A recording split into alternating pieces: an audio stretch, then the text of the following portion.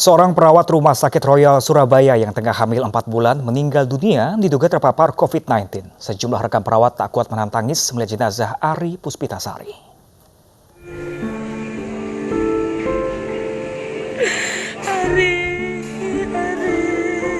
Video Ari Puspitasari, perawat Rumah Sakit Royal Surabaya yang tengah hamil 4 bulan saat dievakuasi tim medis berpakaian lengkap APD, viral di media sosial. Teman korban yang merekam video menangis meratapi kepergian teman seprofesinya. Seorang perawat bahkan pingsan, tak kuasa melihat jenazah korban saat dievakuasi petugas menggunakan APD lengkap. Meninggalnya Ari dibenarkan Ketua Tim Tracing Gugus Tugas Penanganan COVID-19 Jatim, Dr. Kohar Hari Santoso.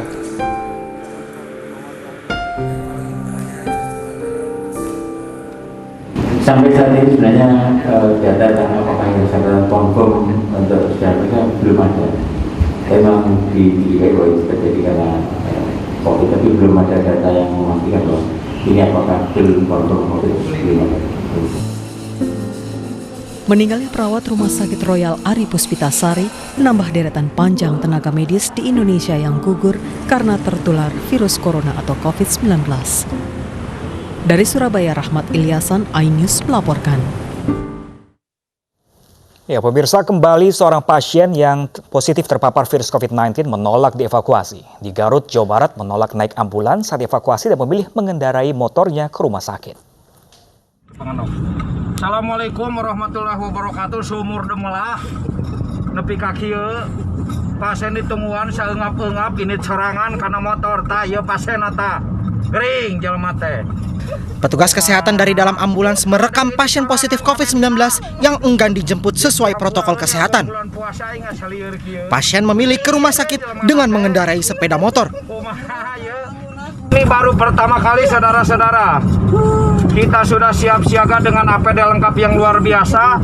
Akan tetapi sang pasien dengan dinginnya tanpa menolih kiri kanan, tiis, culang cileung, make tepi haji, rek marisakeun sorangan cenah ipokna teh. Aduh ya Allah. Petugas medis akhirnya memperbolehkan pasien untuk berangkat sendiri ke rumah sakit dengan kawalan ambulans. Yang reaktif ini prosedur kami adalah harus dirawat diisolasi di klinik Medina. Ya, di klinik Medina. Kurang lebih jaraknya 3 km lah dari tempat cek pasien tadi, ya.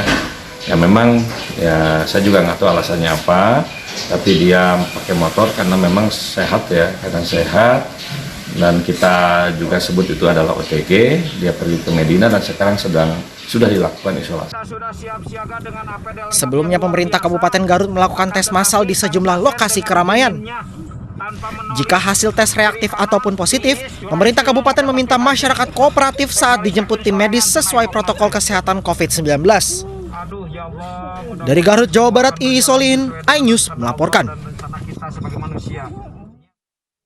Ya, pemirsa, kasus positif virus corona di Indonesia mencapai 18.010 orang. Juru bicara penanganan COVID-19, Ahmad Yuryanto, mengimbau warga menjalankan protokol kesehatan untuk bisa menekan penambahan kasus virus corona. Karena dengan cara tetap fokus pada COVID-19, fokus pada protokol kesehatan, maka kita akan bisa melihat bahwa penambahan kasus baru akan bisa kita kendalikan.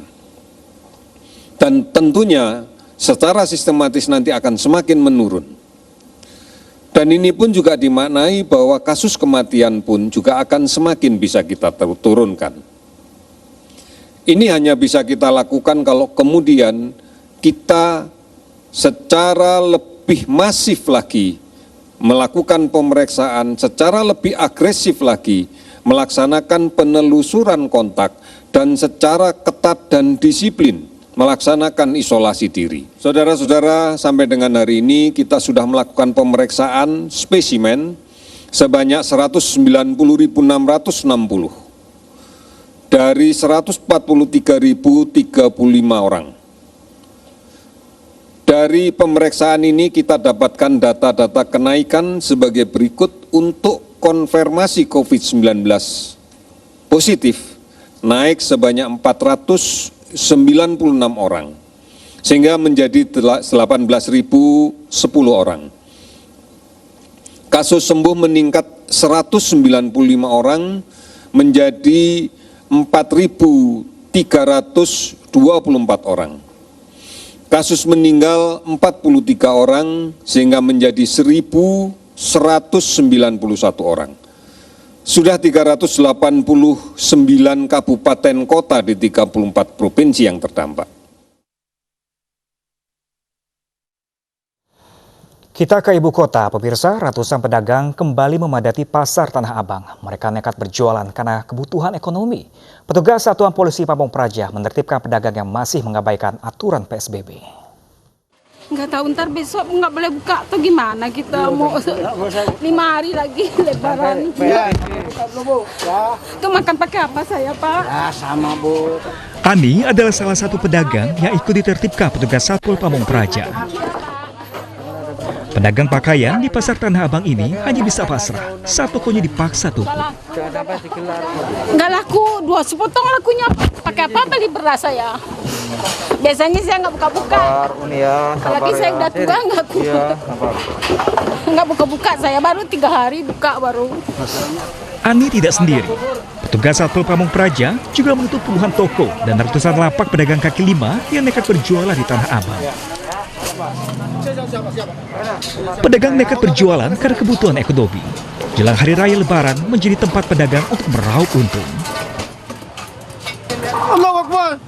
Kasihlah kami bernapas, Pak. Ini saya tutup, Pak. Siap. Ya. Allahu Akbar. La ilaha illallah Muhammad Rasulullah. Siap, saya tutup. Penertiban kali ini, petugas Satpol Pamong Praja tidak menyita barang dagangan. Penertiban karena aktivitas pedagang bisa memicu kerumunan dan rentan penyebaran virus corona. Pada saat ini kita kan masih PSBB, jadi bukan kita larang berdagangnya, tapi berkumpulnya. Dengan berdagang maka orang berkumpul, pembeli datang. Jadi untuk sementara memang khusus pasar Tanah Abang ini ditutup dulu sampai tanggal 22 Mei, masa berlakunya PSBB. Penertiban sudah berulang kali digelar di pasar Tanah Abang. Kebutuhan ekonomi mendesak pedagang harus mencari waktu lengah petugas untuk bisa kembali berjualan. Dari Jakarta, Rani Sanjaya, iNews melaporkan. Ya, tidak hanya di Jakarta, pemirsa, beberapa pasar di daerah juga tidak menerapkan jaga jarak dan pemakaian masker di Pasar Luwiliang, Bogor, Jawa Barat. Warga masih berkerumun saat berbelanja meski sudah diterapkan PSBB.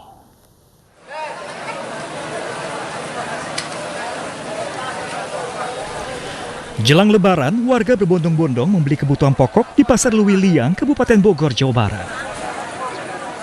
Tak ada pembatasan jarak fisik, tak sedikit pula yang tidak mengenakan masker. Walau penerapan PSBB sudah memasuki tahap ketiga di Bogor Raya, banyak warga yang masih melanggar. Ya khawatir sih, cuman gimana ya, lihat keadaan kan kita. Kebutuhan. Kebutuhan. Kang, kenapa nggak pakai masker, Kang? Hah? Kenapa nggak pakai masker? Lupa kemarin dipakai, sekarang enggak ini lupa. Enggak ke bawah, banyak lupa. Nggak khawatir, Kang, dengan adanya corona gitu? Ya khawatir. Pembatasan sosial berskala besar di Kabupaten Bogor telah diperpanjang hingga 26 Mei 2020. Sejak diterapkan pertama kali pada 15 April lalu, PSBB di Kabupaten Bogor belum efektif menekan penyebaran virus corona. Rendahnya kesadaran masyarakat menjadi salah satu penyebabnya. Dari Bogor, Jawa Barat, Wildan Hidayat, iNews melaporkan. Demi mendapatkan bantuan langsung tunai Rp200.000, ratusan warga di Kabupaten Jombang, Jawa Timur mengabaikan keselamatannya. Mereka tidak mempedulikan aturan jaga jarak dan nekat berkumpul di kantor desa.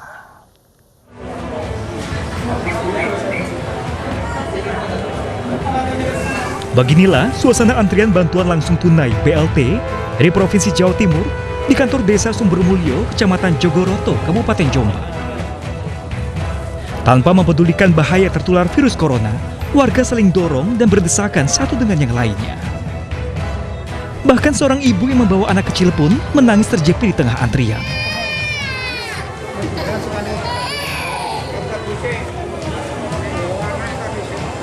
Hal ini terpaksa mereka lakukan demi mendapatkan bantuan langsung tunai sebesar Rp200.000.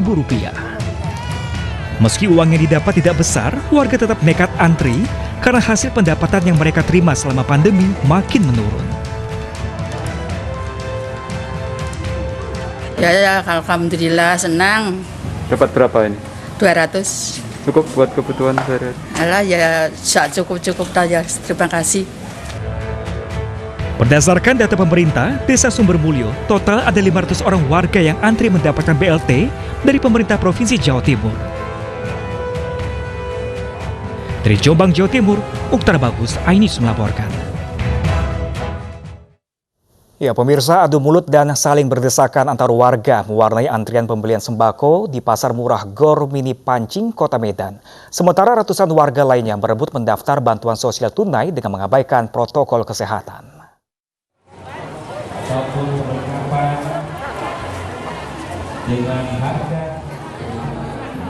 Ratusan warga mengantri di pasar murah yang digelar di Gor Mini Pancing, Medan. Warga bahkan sudah mengantri saat pasar murah belum dibuka. Ketika pasar murah dibuka, warga langsung berebut dan berdesak-desakan agar tidak kehabisan sembako murah. Meski menggunakan masker dan dilakukan pemeriksaan suhu tubuh, warga tidak menghiraukan protokol physical distancing.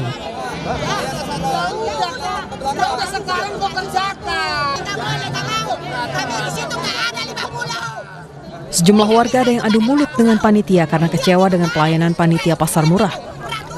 Pasalnya banyak aturan yang tidak sesuai dengan pengumuman di selebaran informasi.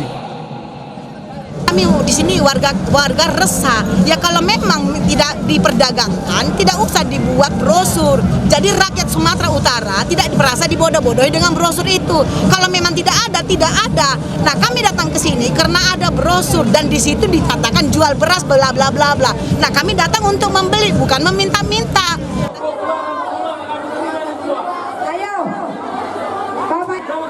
Sementara di kantor Dinas Sosial Kota Medan, warga berdesakan untuk mendaftar bantuan sosial tunai. Mereka saling berebut, khawatir tidak masuk dalam daftar penerima bansos. Aturan jaga jarak dan penggunaan masker selama pandemi corona pun diabaikan. Warga mengaku terdesak kebutuhan ekonomi selama pandemi dan mereka tidak pernah mendapat bantuan.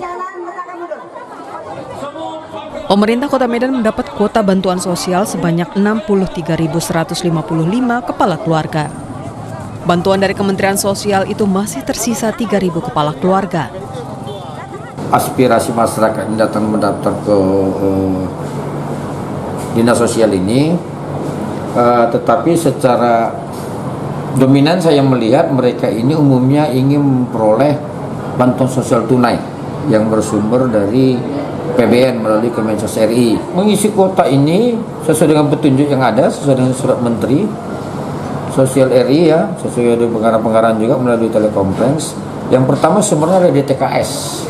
Nah, DTKS itu data terpadu kesejahteraan sosial. Mereka yang akan mendapat bantuan sosial tunai harus mengumpulkan kartu keluarga dan kartu tanda penduduk untuk pendataan. Nantinya mereka akan mendapat uang Rp600.000 per kepala keluarga. Dari Medan, Sumatera Utara, Ahmad Ridwan Nasution, iNews melaporkan. Sementara itu, pemirsa, Presiden Joko Widodo memantau langsung penyaluran paket bantuan sosial di Kelurahan Johar Baru, Jakarta Pusat. Presiden berharap realisasi dan penyaluran bantuan sosial tahapan selanjutnya lebih cepat dan lancar.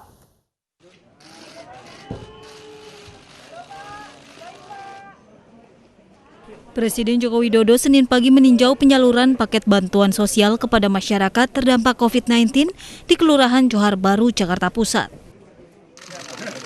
Presiden menyempatkan diri bertemu dan berbincang dengan sejumlah warga untuk memastikan penyaluran bantuan tahap ketiga dari 6 tahap yang direncanakan diterima.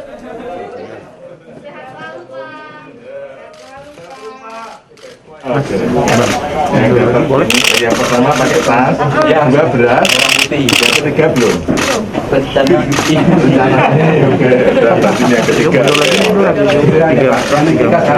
Ini yang ketiga baru. Ya, belum diterima Pak ya.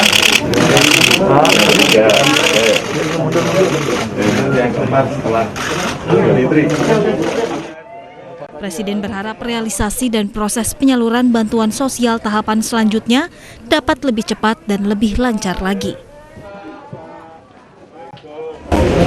sudah menerima, bantuan yang pertama sudah diterima, bantuan yang kedua sudah diterima, dan kemarin serta hari ini sudah diterima bantuan yang ketiga, sudah yang ketiga.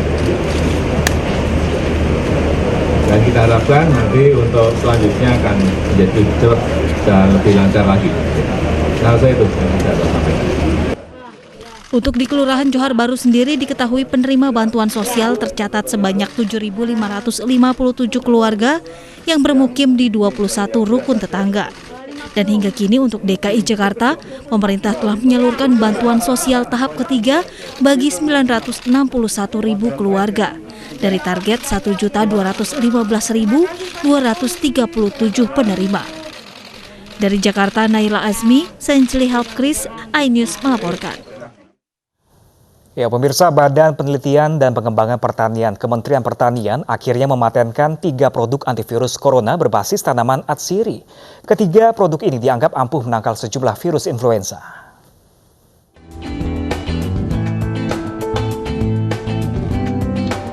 Produk antivirus corona berbasis tanaman atsiri eukaliptus akhirnya resmi dipatenkan oleh Badan Penelitian dan Pengembangan Pertanian Balitbangtan Kementerian Pertanian Kementan. Produk ini akan bekerjasama dengan PT Eagle Indofarma Caplang untuk segera dipasarkan ke masyarakat luas. Sejak proses uji coba, produk ini pun sudah mendapat respon positif dari berbagai pihak. Tentunya sebagai Kepala Badan Litbang Pertanian merasa senang, berbahagia karena PT Eagle Indofarma bisa membantu kita karena biar bagaimanapun sebagai litbang kan tidak mungkin kita produksi dalam bentuk massal, pasti hanya prototipe saja, dan ini disambut baik PT Eagle Indofarma dan PT Eagle Indofarma yang mereknya Caplang ya. Ini sudah berpengalaman dan sudah punya reputasi yang cukup tinggi. Dan untuk itu, kerjasama bersama Caplang ini diharap mampu mempercepat produksi massal ketiga produk antivirus demi memenuhi permintaan masyarakat. Kami PT Eagle Indofarma dan PT BOR dan Eagle Indonesia berkomitmen untuk memproduksi dan mendistribusikan produk ini. Dan terima kasih atas kepercayaan juga dari Balitbangtan atas kepercayaannya kepada kami supaya kami bisa memproduksi produk-produk ini sebagai produk unggulan Indonesia. Adapun ketiga produk yang sudah dipatenkan dan siap diproduksi diantaranya aromatik antivirus, ramuan inhaler antivirus, dan ramuan serbuk nano. Ada juga satu produk minyak antivirus yang masih dalam proses pematenan. Produk ini dianggap ampuh menangkal virus avian influenza, influenza subtype H5N1, dan gambang corona antivirus. Dari Bogor, Jawa Barat, Furko Munawar, iNews melaporkan.